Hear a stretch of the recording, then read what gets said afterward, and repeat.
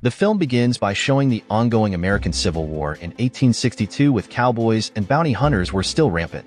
At that time, there was a criminal named Benedicto Pacifico Juan Maria Ramirez, better known as Tuco, who was ambushed by 3 bounty hunters that day, intending to shoot him dead.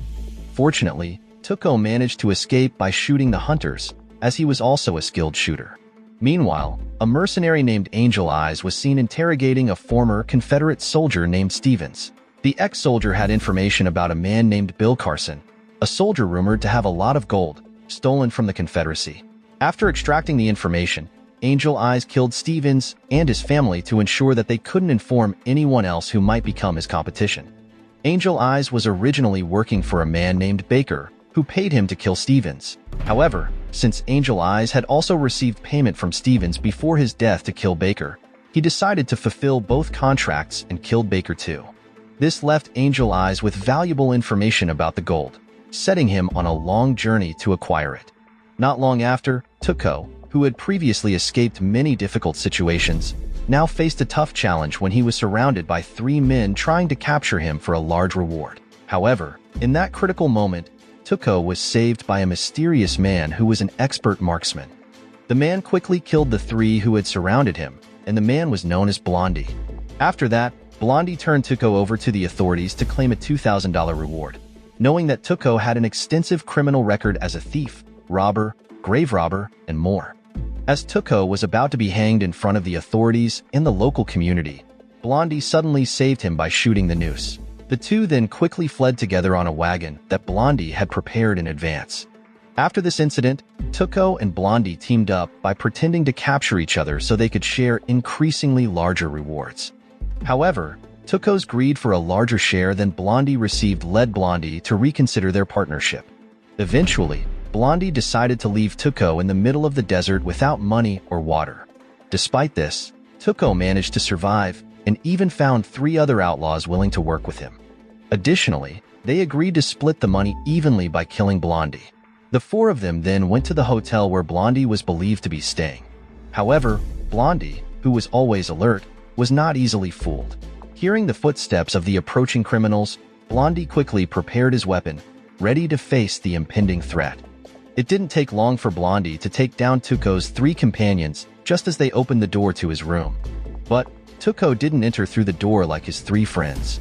Instead, he came in through the window.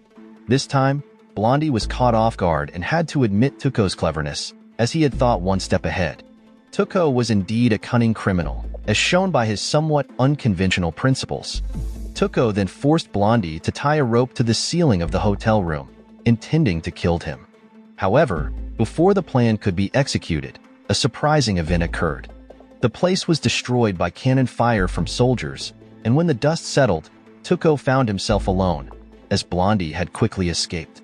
Fueled by a desire for revenge, Tuco continued to search for Blondie, using the cigarette butts that Blondie had left behind at each resting place as clues.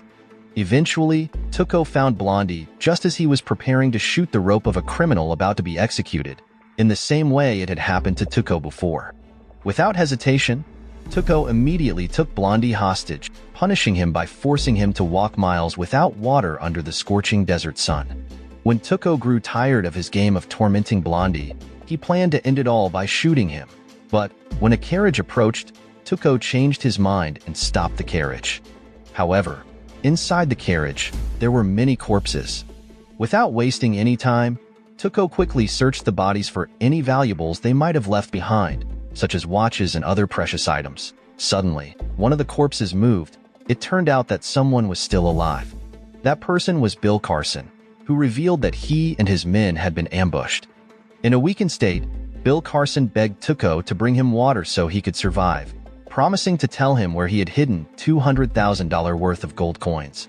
Bill Carson then told Tuco that he had hidden the gold in a cemetery called Sad Hill.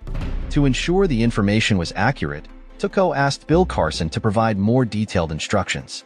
However, Bill Carson, realizing he still had leverage, refused to give any further details until Tuco brought him water. Excited by the prospect of the gold coins, Tuco rushed to find water. But upon returning, Tuco was shocked to find that Bill Carson had died. His anger intensified when Tuco saw that Blondie was already beside Bill Carson's body. Enraged, Tuco intended to kill Blondie. However, his plan changed entirely when Blondie informed Tuco that Bill Carson had given him the name of the grave where the gold coins were hidden. Not wanting to miss the chance to claim the gold that could change his fate and free him from poverty and crime, Tuco decided to team up with Blondie. Tuco then changed into clothes resembling Bill Carson's and pretended to be him. Riding in Bill Carson's carriage, Tuco took Blondie to stay with one of his living relatives, Pablo Ramirez, a priest. Pablo Ramirez and his friends cared for Blondie until he recovered and was ready to continue their journey. Tuco and Blondie then continued their journey to Sad Hill. Along the way, they mistakenly identified a group of soldiers from the American Civil War and were captured by them. It turned out that Angel Eyes was also searching for Bill Carson, and when the soldiers called out the name Bill Carson, Tuco claimed to be him. Knowing this, Angel Eyes quickly invited Tuco to join him for a meal in his quarters. During their meeting, Angel Eyes exposed Tuco's deception of pretending to be Bill Carson. Without mercy, Angel Eyes tortured Tuco to extract information about the location of Bill Carson's gold. Although Angel Eyes managed to learn about the Sad Hill Cemetery, he still didn't know the specific grave where the gold was buried. Realizing that the only person who had this information was Blondie, Angel Eyes sought to obtain it from him. It turned out that Angel Eyes knew Blondie wouldn't reveal the location of the gold even under torture. So, instead of resorting to violence, Angel Eyes offered to share the gold with Blondie, which he agreed to the deal. Finally, Angel Eyes, along with Blondie and his guards, set off on their journey to find the gold. Meanwhile, Tuco was taken in a wagon by Angel Eyes' one-eyed henchman to be handed over to the authorities. At one point, Tuco managed to escape by pretending he needed to relieve himself. He then threw himself from the wagon and defeated Angel Eyes' guard with a rock. Although Tuco struggled to break the chains of his handcuffs, he eventually found a way by placing the chain on a railroad track, where it was severed when a train passed over it. Free at last, Tuco then headed toward Sad Hill. Not long after, in a ruined town, Angel Eyes and his gang decided to rest, while Blondie took a short walk. At the same time, Tuco, who had found a house in the ruined town, decided to take a bath first. Unbeknownst to him, a bounty hunter was watching him. However, with his cunning, Tuco managed to eliminate the bounty hunter. Even while in the bathtub, he had kept his gun with him, ensuring he was ready for any threat. Blondie eventually reunited with Tuco, therefore the two successfully eliminated all of Angel Eyes' henchmen. Unfortunately, Angel Eyes managed to escape and left a special note for Tuco. Blondie and Tuco continued to try to reach Sad Hill as quickly as possible. However, they were captured by soldiers led by a drunken war general. They were forced to take part in a battle against the enemy on the other side of the river, where Sad Hill was located.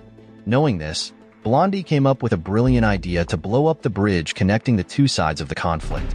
This way, they could end the war and quickly get back to their main goal. After successfully placing dynamite under the bridge, the two finally blew it up and ended the war. At this point, Tuco informed Blondie that the cemetery they were looking for was Sad Hill. Blondie also told Tuco that the name of the grave holding the gold was Arch Stanton. The next morning, the clever Tuco quickly took a horse and headed to Sad Hill alone. After searching for a while, he finally found the grave with the name Arch Stanton on it and began digging. Blondie, not wanting to miss out, arrived with a shovel and asked Tuco to dig together using the shovel. Shortly thereafter, Angel Eyes arrived and demanded that Blondie and Tuco dig together. However, the grave turned out to be empty. Blondie explained that he didn't trust Tuco, so he hadn't told him the real name of the grave.